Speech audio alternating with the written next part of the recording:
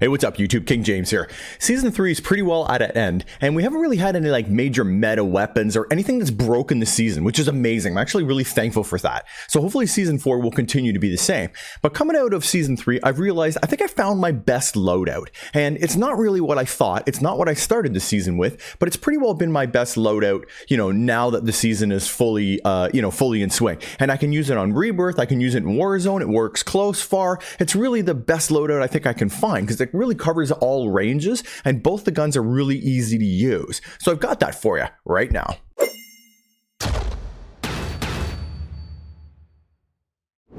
So I was playing a game last night with some of my buddies, and I wiped these guys, and it was before we had our loadouts, so I stole his loadout. And well, here, watch this. There, go. On your feet.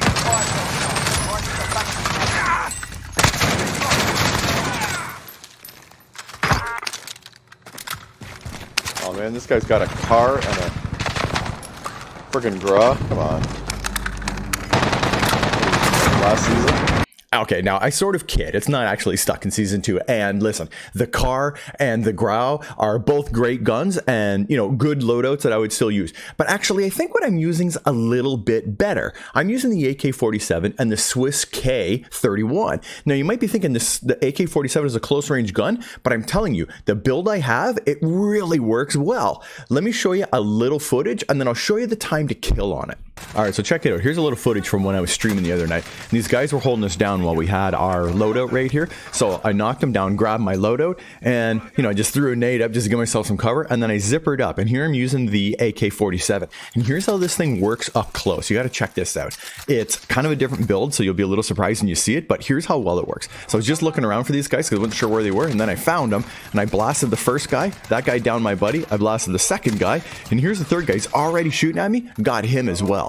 This thing has lots of ammo and hits really hard. I think you know how hard the AK hits, but it's just not good long range. But the way I've got it set up now, it works close and medium range. It's really a good close medium range gun. And I knocked those two guys right there with one mag, and then this third guy here, he was being a little slippery on me. I was having a bit of a hard time getting my hands on him, and I love that fast reload on it, and the Microflex LED really works amazing on this thing. So this guy, there he is. That's my second time shooting at him. Couldn't find him. He was trying to do a little play on me here, so I jumped over the wall and just outplayed him. But the gun itself has got good mobility, and it really works nice. Now for the sniper, you know how this is gonna go. I love it. Yeah, I was getting mad and shooting these guys, but anyway, I knocked 3 of them right over there, no problem. And the Swiss K31, honestly, I think it's the best sniper in the game. Other than the heavy, real long-range snipers, if you like this sort of close mid-range sniping, this is honestly, it's my favorite sniper in the game to use. It just works so well. And even when guys are moving fast, you can just get those quick shots, right? And this is what I'm talking about. Check out this data from True Game Data. Here's the AK-47 and the PPSH. The PPSH is the best SMG in the game right now. If you haven't seen my video on it, I'll link it right here. But check this out. The AK-47 beats the PPSH at every range. And I know you may be thinking, well, the PPSH isn't the best. The Cold War MP5 is the best. Okay, well, hang on. Let me add that for you. Okay, I just added the Cold War MP5 and check it out. Yeah, it's this tiny little bit better in 9 meters. What is that? 506 versus, so 492 versus 5. So 8/1000th of a second. That's the only difference. And then the AK-47 rips it all past that. It's crazy.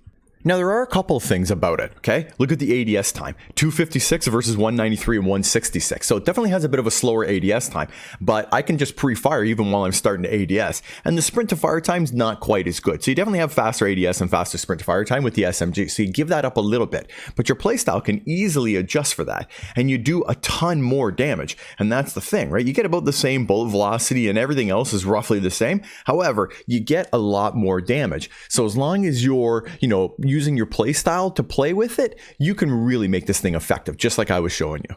All right, let me show you my AK-47 and my Swiss K31 loadouts. But just before I jump into that, I want to say thank you to everybody who's recently been here and subbed to my channel and watching my videos. The last couple of seasons have been crazy for the growth, and all the comments and everybody that's here, you guys all know who you are, so thank you guys for that. I really appreciate it. And if you haven't subbed to the channel, consider subscribing because it really helps small content creators like myself. All right, let me show you my builds.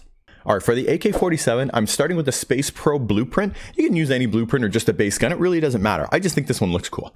So for the muzzle, I'm using the sound suppressor. Because I'm building this like an SMG for close range, I'm not using the GRU suppressor. I want the fastest ADS speed that I can get, and this one doesn't have an ADS penalty. Now, it does to effective damage range, but the AK's got really good effective damage range, and you saw on the chart, it doesn't hurt it at all. So grab the suppressor so you have the faster ADS. Now, I'm not running a barrel at all. I know that's going to sound weird, but I'm not, and stay with me. So for an optic, you saw the Microflex LED. You don't have to use this, but it gives you a really clean sight picture, and when you're not using the barrel, you can open up to that, and I found that was really effective when I was using it.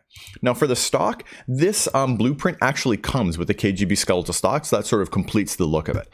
And ammunition, I'm using the 45 round mag. I don't want to go to the 60 because it also has an ADS penalty. So because this is a close medium range weapon, you don't want that ADS penalty. It kind of sucks because it's a really cool mag for this gun, but anyway, you got to take the black one.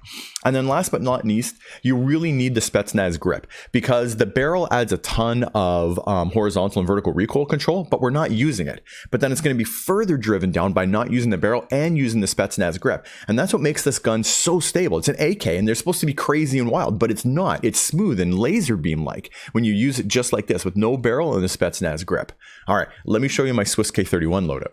All right, for the Swiss K31, I'm starting with the Roman standard blueprint, but I've also got diamond unlocked for it, so that's why it kind of looks like this. But anyway, for the muzzle, I'm using the GRU suppressor because I definitely want the effective damage range and the bullet velocity, and the ADS speed isn't really all that important. You probably could use the sound moderator if you wanted that faster ADS and you're really like to quick scope, but for me, I'm using this one. Now for the barrel, I want the maximum bullet velocity. So for that, the Combat Recon. It's got the highest bullet velocity. It actually gets a bullet velocity higher than the car and just slightly less than the SPR. It's right over 1100 meters per second. I show that in my Swiss K31 video. I'll actually link it here if you want to see the full loadout video where I explain all the components of it. Anyway, for this, the SWAT 5 milliwatt laser, because it gives you ADS time and aiming stability. This is sort of like the TAC laser that we used on the car. So you definitely want to run that. And I'm not using ammunition, and for the rear grip, I'm using the airborne elastic wrap because of ADS time, but it's also got aiming stability, so that's really good for your long-range guns. And underbarrel, I'm using the bruiser grip because, again, I don't care about the movement speed. It's nice, but I don't really care about the movement speed so much, but the aiming stability. So this makes when you're trying to aim and get that headshot, this is what makes that a lot easier because it's not moving around, right? So all that extra aiming stability from these two really make this work well. And this is how I've been running this gun, and it's been super successful like this for me. Let me know your thoughts in the comment section down below. Season 3 is just about to end, and honestly, this is going to be the loadout that's going to carry me into Season 4. Hopefully the meta isn't going to shift, and we'll end up with a must-use gun like the DMR or some other ridiculous thing. This season's been pretty good, and they haven't made it so that we're stuck using just one style of weapon. Pretty well everything works now. You can use LMGs, ARs, you can use SMGs like ARs, so the season's been pretty good, and it's pretty balanced, and I feel like it's been alright. So this is definitely what's going to carry me, because it works at all ranges. I've found that it doesn't matter if I'm using a close, medium, or far. This has been really solid for me. So going in Season 4, this is what I'm taking. Anyways, guys, let me know your thoughts in the comment section down below, or if you have something else that you're using that's really been successful for you. And as always, if you don't see me in Warzone, if you don't see me in multiplayer, it's only a matter of time, baby. King James out.